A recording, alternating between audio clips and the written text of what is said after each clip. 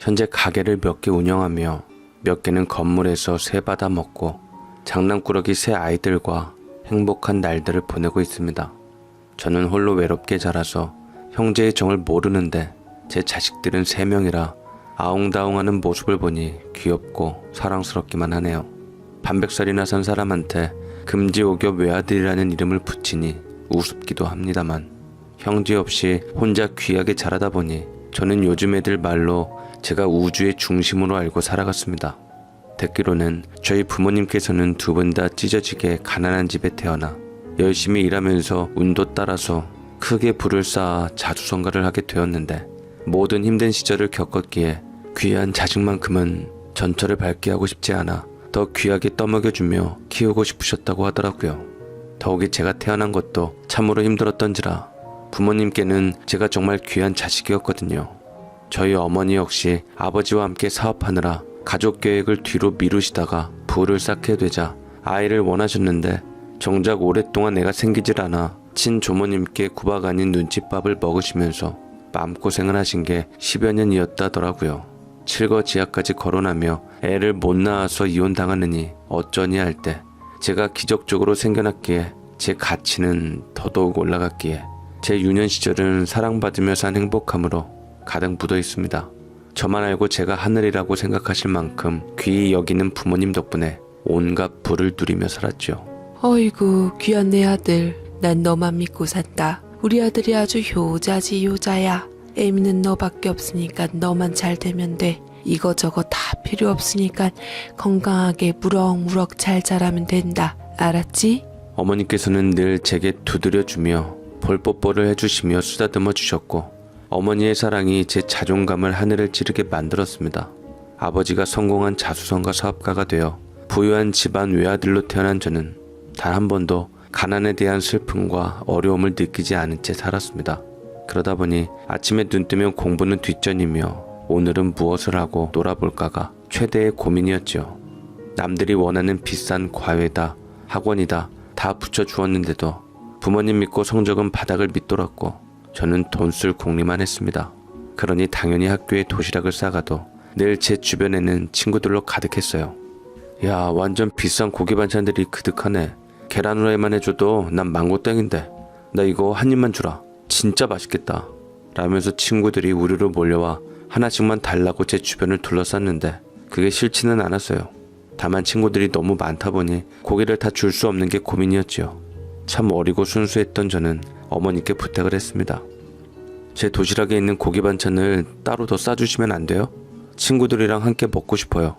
어이구 내 새끼. 친구 생각하는 마음이 참 예쁘다. 누굴 닮아서 이렇게 이쁜 짓만 골라 하누. 걱정 말아라. 네 친구들 같이 먹게 가득 싸주마. 라며 어머니께서는 흔쾌히 더 싸주셨습니다. 그날 이후 친구들에게 따로 고기 반찬을 주며 사이좋게 맛있는 점심을 먹고 나니 저는 그야말로 친구들 사이에서 영웅이었죠. 외아들이다 보니 외로움을 꽤 많이 타기도 했고 친구들 북적거림 속에 있는 제가 좋았어요. 친구들을 우리 근사한 집에 데려와 함께 놀기도 했지요. 그러던 어느 날 제게도 현실을 직시한 날이 떠올랐어요. 어느 날은 친구 집에 놀러 갔는데 깜짝 놀랐습니다. 친구 집은 식구는 정말 많은데 집은 작았고 무너지기 일보 직전이었는데 친구에게도 너무나 미안하게도 그게 사실 너무나도 저는 충격적이었습니다. 심지어 방바닥은 어찌나 차가운지 저희 집과 너무 달랐죠.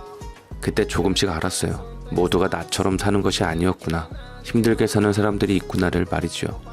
그때 조금씩 철이 들면서 깨달았으면 좋았을걸 이라는 생각이 들기도 하네요. 그러나 고생 한번 해본 적이 없었고 고생할 이유도 없던 저는 미래에 대한 생각도 불투명했습니다.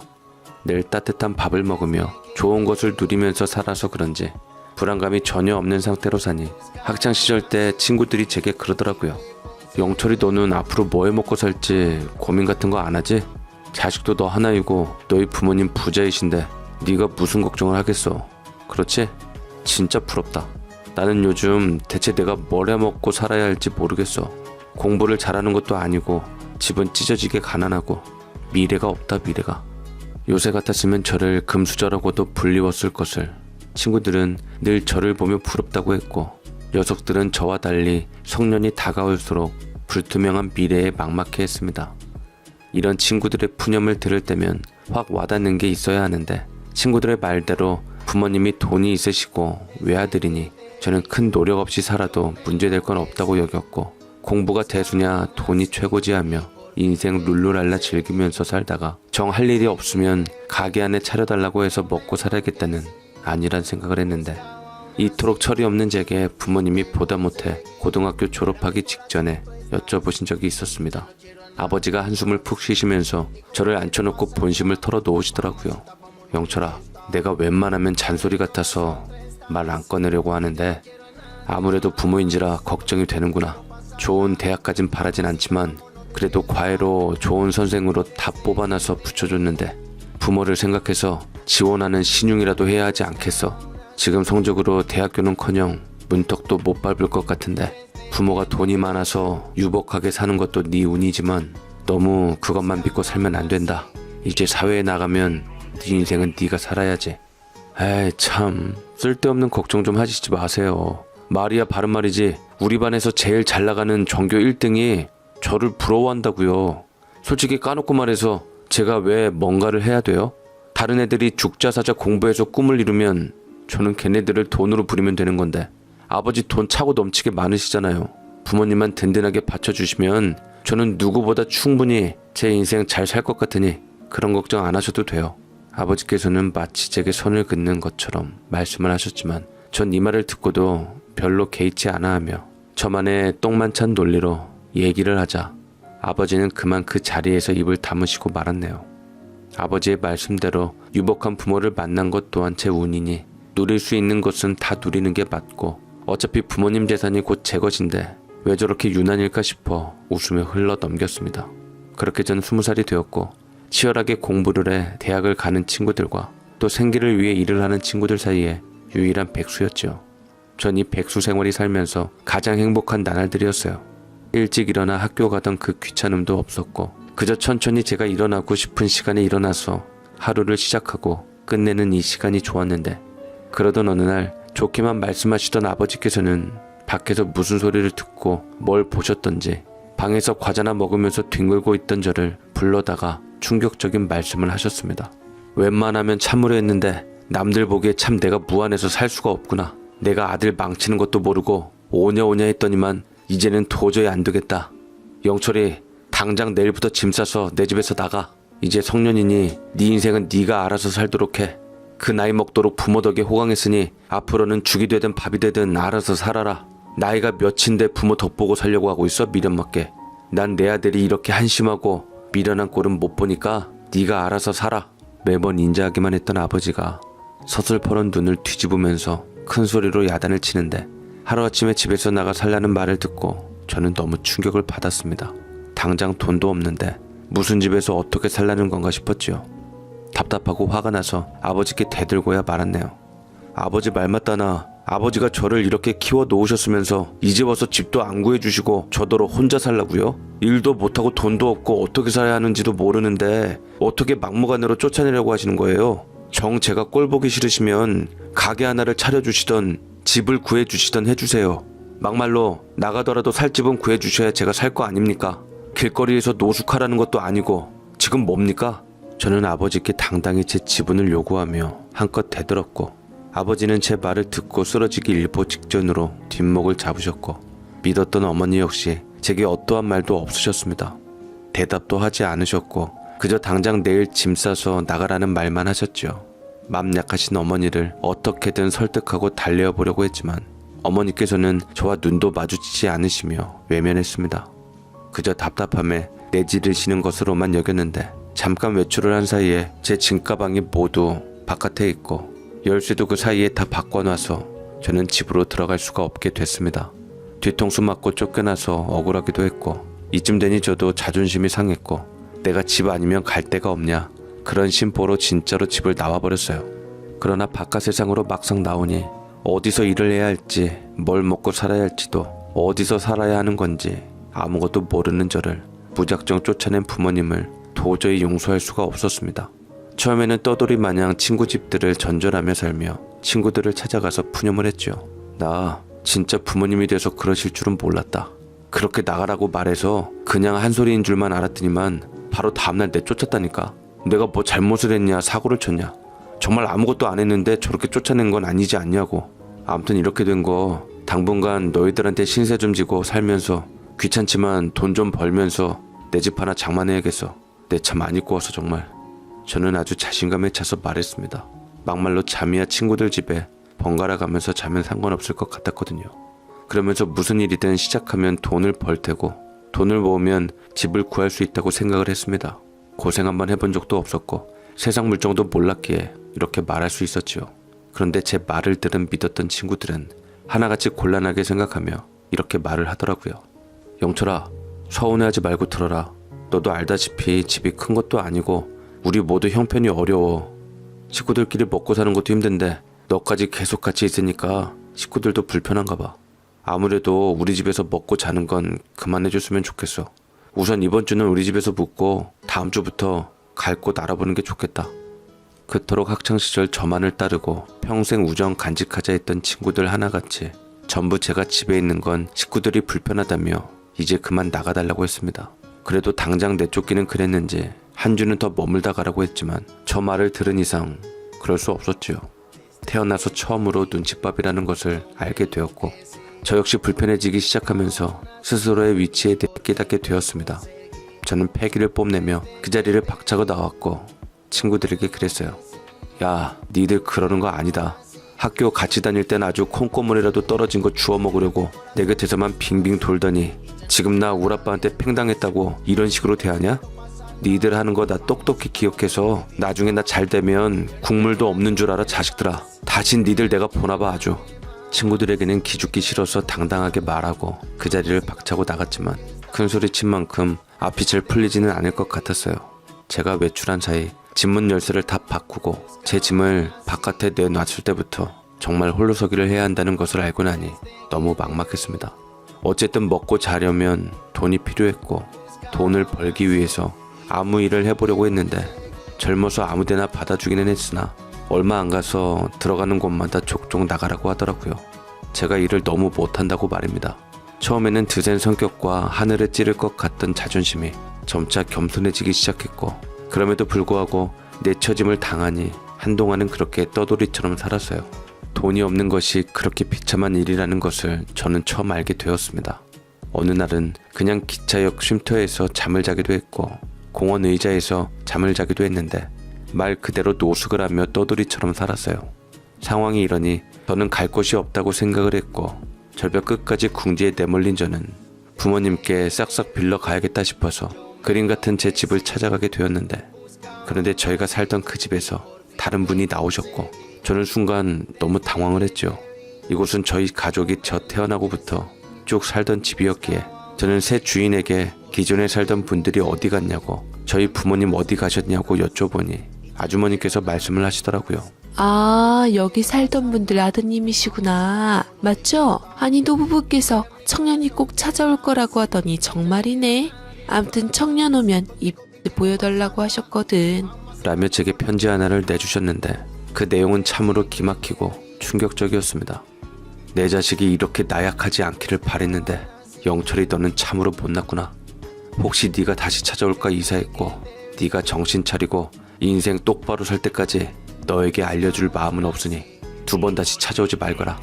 처음부터 널 이런 마음으로 키웠어야 했는데 이제부터라도 너 사람 만들고 싶어서 독한 맘 먹고 결정했으니 앞으로 네 살 길은 네가 마련하길 바란다. 한숨이 토해 나왔고 짧지만 가슴에 비수꽂히는 말들이었습니다. 부모님은 제가 한심했던 것이지요.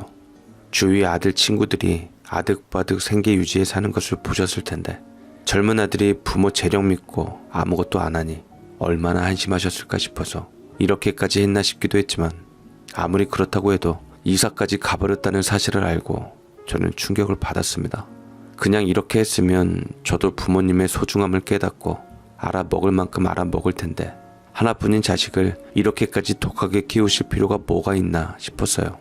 아버지 말 맞다나 이렇게 교육을 할 거면 어렸을 때 진작 하시지 혼자 살지 못하게 만들어 놓고서 제 손으로 뭔가 하기 전에 옆에서 할 필요가 없게 다 떠먹여 주었으면서 이제 와서 나더러 알아서 살라니 참으로 무책임하질 않습니까?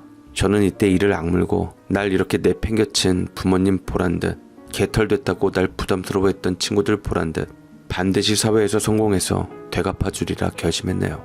이 편지는 제게 독이자 약이 되었습니다. 그때부터 밑바닥부터 다양한 일을 열심히 하려 노력했고, 일을 못한다고 구박하시면 일단 납작 엎드리고 보았습니다.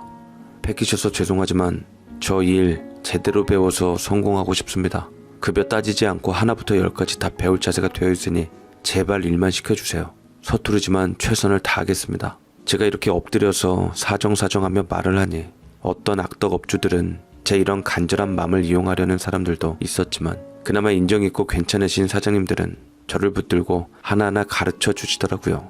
비록 돌고 돌기는 했지만 전 한 분야에서 꾸준하게 구박도 받아보고 칭찬도 받아보며 꿋꿋하게 일을 했고, 그건 다 제 생존 전략이고 살아남기 위한 방식이었지만 괴로울 때가 더 많기는 했습니다. 그럴 때마다 저는 부모님의 편지를 보며 이를 악물고 버텼고, 조금씩 일이 익숙해지며 나름 안정적으로 수입이 생기기 시작했습니다. 덕택에 회사 컨테이너 박스에서 겨우 빈몸 하나 의지했던 저는 그나마 반지하 방이라도 하나 구해서 살게 되었는데, 그런데 문득 쳇바퀴를 도는 제 하루를 떠올려 보니 이게 지금 뭐하고 사는 건가 싶기도 하며 울컥울컥 올라왔습니다. 반지하 월세를 내기 위해서, 또 생계 유지를 위해서 하루 종일 일하고 들어오면 곰팡이 꿉꿉한 냄새가 진동하는 해도 안 드는 이곳에서 쉬는 것도 힘들더라고요. 먹고 사는 게 이렇게 힘들고 돈이 이렇게 귀한 거구나. 제 친구들은 어려서부터 이런 걱정과 고생해가며 살았다는 것을 이때 깨닫게 되었습니다. 그런 친구들 앞에서 부모 자랑하고 돈 자랑이나 하며 철부지처럼 굴었으니 얼마나 제 곁에 붙어있으면서도 얄미웠을까 싶었지요. 이렇게 생각이 많아지면서 점점 철드는구나 싶었습니다. 힘들게 일하고 들어오면 반겨주는 건 어둠이었고 특유의 반지하 냄새였지요. 그렇다 보니 점점 부모님이 너무 보고 싶어졌습니다. 밉고 원망스럽고 이런 감정을 다 떠나서 말이지요. 그것도 잠시 한참 힘들게 일을 하다 같이 일하던 아는 형님이 중국집을 오픈했다는 소식을 듣게 되었습니다.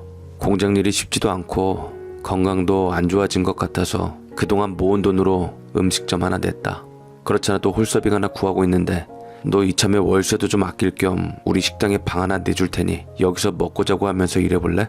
내가 비록 월급은 많이 못 주지만 이 정도 배려는 해주마 라고 말해서 저는 거무튀튀한 얼굴을 들이밀며 당장에 가겠다고 신경 써주셔서 고맙다고 말하게 되었습니다. 원래는 공장 일을 차근차근 배워 돈을 모아 제가 그 업계의 중심이 되는 꿈을 꾸었지만, 그러기 전에 반지하 곰팡이 냄새에 제 생명이 위태로울 것 같았어요. 곰팡이 반지하 방에서 벗어날 수 있다는 것만으로도 좋았던 저는 그토록 힘들었던 공장을 나와 형님 가게 홀서빙 배달을 함께하며 일을 하게 되었지요. 차라리 아는 형님 가게에서 함께 일을 하며 시간을 보내니 사는 재미가 나름 생기고 활기찬 분위기 속에서 일하는 것도 나쁘지 않았네요. 그러던 때에 저는 머지않아 그토록 그리웠던 인연을 다시금 만나게 되었습니다. 여느 때처럼 브레이크 타임 때 식사를 하며 저녁에 일할 체력을 보충하고 있었는데 갑자기 딸랑 종소리가 나며 사람이 들어오질 않겠습니까? 저는 손님을 보지도 않고 의례적으로 브레이크 타임이라고 얘기를 했는데 갑자기 흐느끼는 소리가 나서 놀란 눈으로 쳐다보고 그 자리에 주저앉고 말았습니다. 오랜만이다 영철아. 그동안 못 본 사이 얼굴이 많이 상한 것 같은데 얼마나 힘들게 살았니? 미안하다. 네, 푸석푸석한 저를 보며 안쓰럽게 눈물 짓던 한 중년의 여자는 바로 제 어머니셨습니다. 참으로 예기치 못하게 어떻게 알았던지 제가 일하고 있던 중국집에 어머니가 찾아오셨지요. 처음에 잘못 본 줄 알았습니다. 어머니 역시 저 못지않게 꽤 야유었고 얼굴도 많이 상하신 걸 보면 아무래도 외아들 쫓아낸 것이 그닥 마음이 편하진 않았던 것 같았습니다.